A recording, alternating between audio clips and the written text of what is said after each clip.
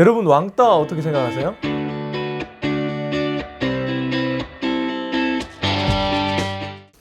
자, 여러분 안녕하세요. 김윤기의 바이블레이션입니다. 오늘은 기독교 안에서, 좀 넓게 보면 사회 안에서 중요한 이슈를 한번 다뤄볼까 합니다. 바로 왕따입니다. 여러분 왕따 어떻게 생각하세요? 참 심각한 문제죠. 제가 얼핏 듣기로는 교회 안에도 왕따가 있대요. 당연한 얘기를 하나 이렇게 얘기할 수도 있는데, 학교 안에서 아이들의 왕따, 어른들이 일하는 그 직장에서 왕따, 이런 것은 뭐 이미 우리가 다 알고 있는 사실인데, 교회 안에도 주일학교 안에도 애들끼리 왕따가 있다는 거예요. 먼저 궁금한 거는 이런 왕따가 여러분 왜 일어날까요? 외국에도 이런 왕따가 있을까요? 뭐 없지는 않겠죠. 제가 생각하기에 이 왕따가 일어나는 첫 번째 이유는, 왕따를 당하는 학생의 잘못으로 보자면 눈치가 없어서 그렇습니다. 그렇죠? 눈치 없는 사람들 있잖아요. 자기 중심적이고 공동체가 어울리다 보면 때로 내가 하고 싶은 거를 조금 포기할 때도 있어야 되는데 끝까지 포기하지 않고 자기 고집을 부리고, 그 사람들이 그 사람을 기피하게 되죠. 근데 그 사람 되게 외로워지죠. 내가 왕따 당한다는 생각을 하게 되죠. 이런 경우에는 눈치 없는 그 사람, 사회성이 떨어지는 그 사람이 조금 문제라고 볼 수 있을 것 같아요. 근데 문제는 그런 것이 아닌 경우가 문제죠. 사회성도 떨어지지 않고 눈치가 없는 사람도 아닌데 공동체에서 왕따를 당한다.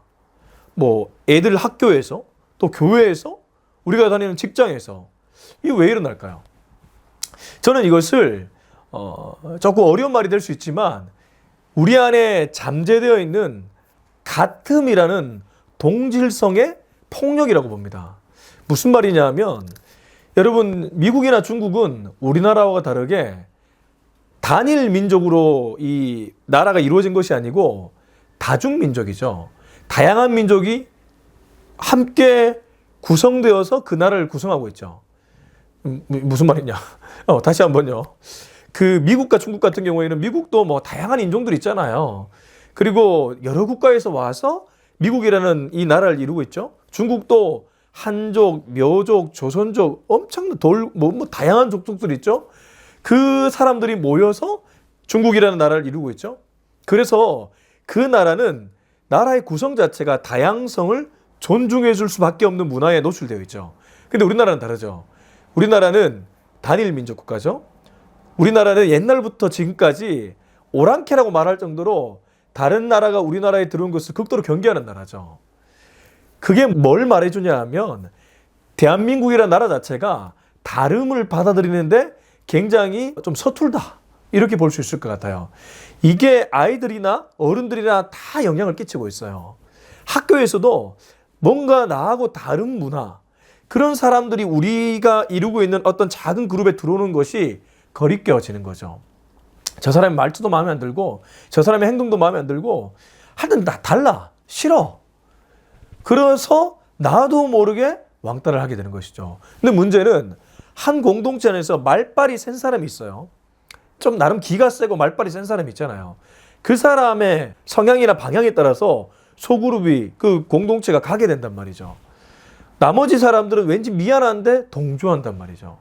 그래서 왕따가 생기는 것이죠.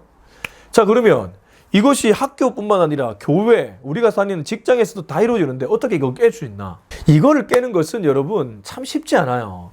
이거를 깨려면 결국 리더에 있는 사람들, 그 공동체의 주도권을 갖고 있는 사람들, 혹은 공동체에 영향을 끼칠 수 있는 어떤 막후의 사람들, 이런 사람들이 끊임없이 포용과 다른 사람을 받아주는 어떤 정신을 강조해야 돼요. 정신훈화. 근데 그게 쉽지 않단 말이에요. 자, 그러면 이것이 쉽지 않으면 어떻게 해야 되냐? 왕따를 당하는 본인이 화를 내야 됩니다. 근데 화를 내면 다구를 당하죠. 흔히 말해서 왕따를 시키는 사람들이 막 그 사람을 더 공격하죠. 그럴수록 더 단호하게 화를 내야 돼요. 자기가 틀리지 않았다면. 그러면 그 공동체 전체 사람들이 저 사람이 싫지만 또 어떻게 할 수가 없어요. 여러분, 이게 싸우라는 뜻이 아니고 정당하게 자기 방어를 하는 뜻입니다. 한쪽에서는 정신 훈화를 해야 되고, 한쪽에서는 나는 그것이 정당하지 않다고 화를 내면서 자기의 감정을 표출하는 것이죠. 그래서 자기를 방어하는 것이죠. 이 두 가지가 좀 병행되면 나름대로 이 다양성을 받아들이는 문화가 학교나 또 교회나 또 우리가 다니는 직장에서 좀 만들어지지 않을까 이런 생각이 듭니다. 그리고 여러분 그 예전에 초격차라는 삼성전자 권오현 대표이사님 지금은 뭐 은퇴하셨지만 그분이 낸 책에 보면 그분의 경영 철학 중에 4일로 파괴라는 그 문장이 있습니다. 그게 그 사람의 경영 철학인데 이게 무슨 말이냐면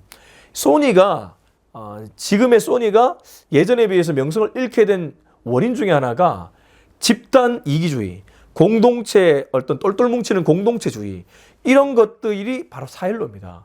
그 4일로 문화가 소니를 좀 지금의 명성을 잃게 만들었다는 것이죠. 그래서 그분은 회사를 경영할 때 4일로 파괴를 굉장히 중요시 여겼다고 합니다.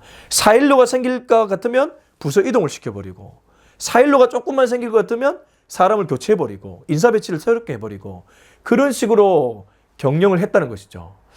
교회 안에서 학교 안에서 또 회사에서 4일로가 생길 위험이 감지된다. 그러면 인사권자가 그 4일로 파괴를 위해서 좀 인사를 다르게 배치해 줄 필요가 있습니다. 그러면 조금 왕따 문화가 완화될 수 있겠죠. 그럼에도 불구하고 결국 사람이 바뀌어야 돼요.